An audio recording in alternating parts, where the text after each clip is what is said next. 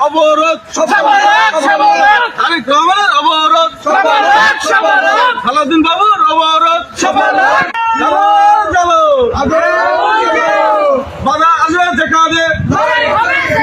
লড়াই লড়াই লড়াই চাই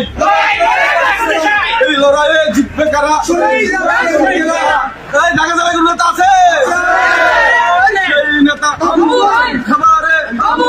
আসলিয়ায় ঢাকা জেলায়